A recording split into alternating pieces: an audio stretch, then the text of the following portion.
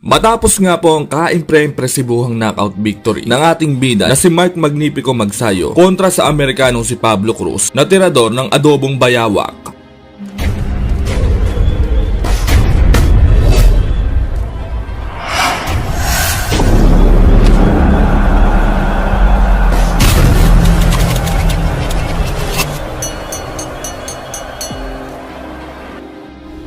Apat na buwan lamang po nakalipas ay sunod naman itong nakapatayan ang laman lupang Mexicano na slugger at knockout artist na si Julio Polito Ceja na tirador ng ginisang ostrich para sa isang world title eliminator bout.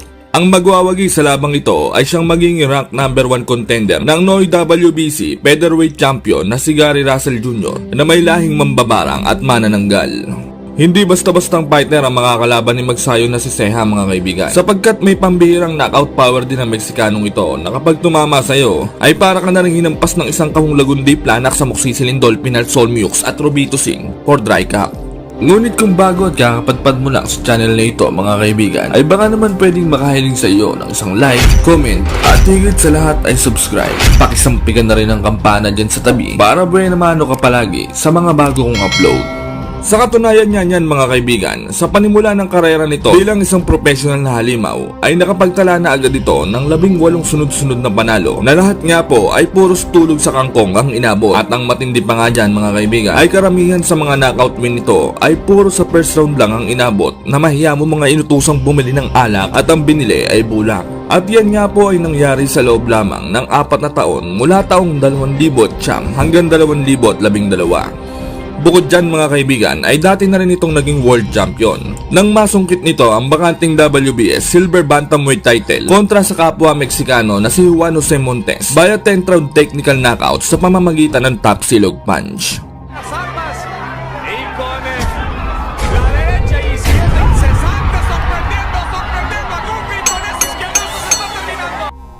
Taong 2015 naman nang maagaw nito ang WBC Interim World Super Bantamweight title sa isa pang Meksikano na si Hugo Ruiz na tirador ng dinaing na kalabaw sa loob lamang ng 5 round.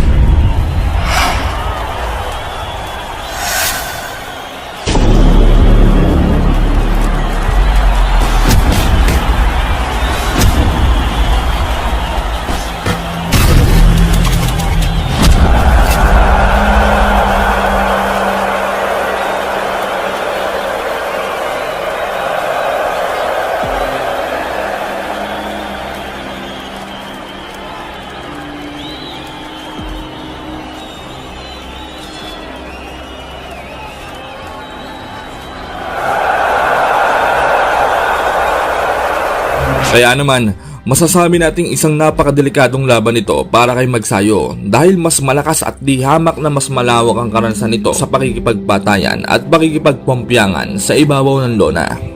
Sa isang online sunggala naman mga kaibigan ay makikitang halos patas lang ang dalawang fighter sa tayaan. Pero ganun pa man ay madaming nagsasabing liyamado daw si Ceja sa kanilang magiging laban at malabo daw manalo itong si Magsayo dahil nakikipag-sparring lang naman daw ito sa mga lamok, alimasag, suso at alimango. Ayon pa nga sa isang kilalang betting site na thegamblingsites.com ay bagamat undefeated daw itong si Magnifico ay wala pa naman daw itong nakakalaban na di-kalibreng halimaw kumpara kay Ceja na ilang beses nang napasabak sa mga di-kalibreng Encanto, Malignot, Aswang. Pero ganun pa man mga kaibigan ay maraming boxing fans ang hindi sang-ayon dito at ultimo nga po ang ating pinakamaangas na boksingero John Riel Cuadro Alas Casimero ay hindi pabor para sa Meksikano sapagkat sa mga hindi kasi nakakaalam ay bago pa man maganap ang laban ng dalawang ito ay nakasparing na ng angas ng Pinas Cuadro Alas itong si Ceja at di umano ay binugbog lamang niya ito ng binugbog ng bugbog di alimpungatan. Magsayo. Magsayo? Oh? $1,000? Ilan? Dalawa? Kaya ko yun eh. Bugbuguha yun si sparring eh. Na-sparring mo yun? Oo. Yung si Has? Na-sparring mo yun? Bugbog ko yun. Oh? Kaya naman alam niya na kayang-kaya itong romansahin ay step patulugin na Magsayo sa kanilang magiging laban. Bago ang kanilang sagupaan ay may suwabing kartada ang ating kababayan na 22 panalo, 15 ay tinapos sa pamamagitan ng knockout at may 66.67 knockout ratio. Samantalang ang Meksikano naman ay may banayad na 34 na panalo, 28 ay tinapos via knockout, 4 natalo, 1 tabla at may napakataas na 88.68 knockout ratio. Ang kanilang laban ay ginanap sa T-Mobile Arena, Las Vegas, Nevada, USA, kung saan ang main event dito ay ang sagupaang Manny Pacquiao versus Yordenis Ugas na tirador ng baboy na balasubas. Sa mismong laban, unang round pa lamang ay nakascore na agad ng knockdown si Magsayo matapos tumama ang isang lumalagablab na left hook sa mukha ng Meksikano na mahiyamoy hinampas ng tricycle.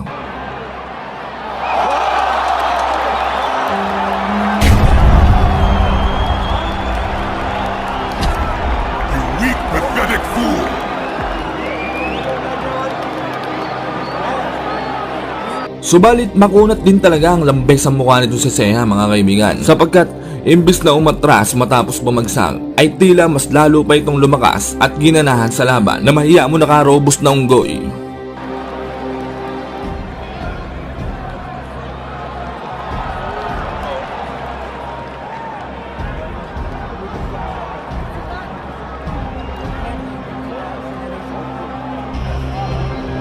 Sa mga sumunod na round ay inatake na nito ang esophagus at small intestine ni Magsayo, dahilan upang manghina at mapangwi ito.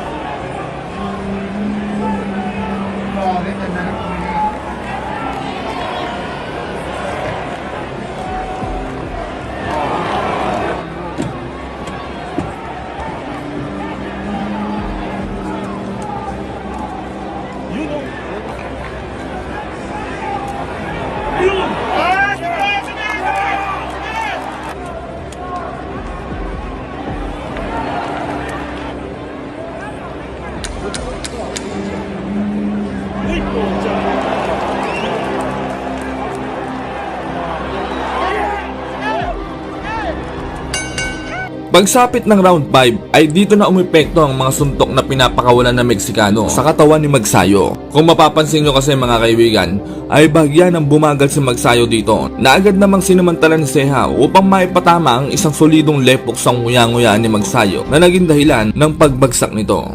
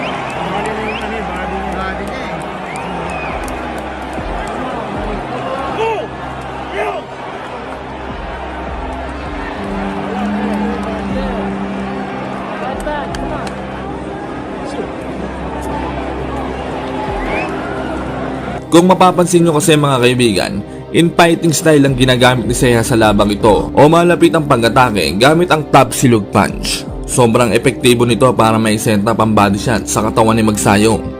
Kaya naman pagdating ng round 7 ay dito na nakaisip ng malupit na diskarte ang legendary coach na si Freddy Roach upang basagin ang opensa ni Ceja na mahiya mukha kanibal na pusa na marunong magluto ng siopaw. At dito nga sinabihan niya si Magsayo na sa susunod na round ay gamitan na niya ito ng clinch o pagyakap sa tuwing papasukin siya ng Meksikano. At dahil nga po sa diskarting ito ni Magsayo mga kaibigan ay unti-unti na siyang nakabawi sa laban.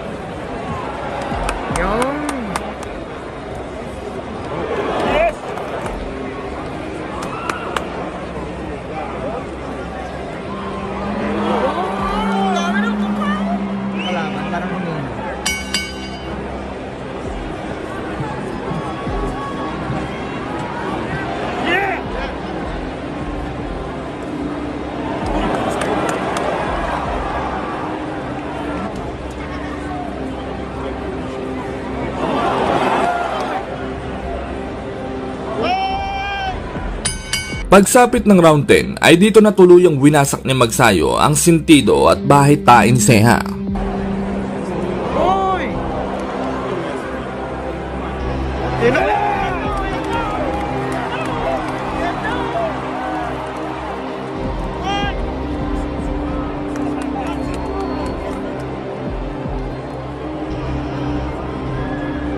Finish him!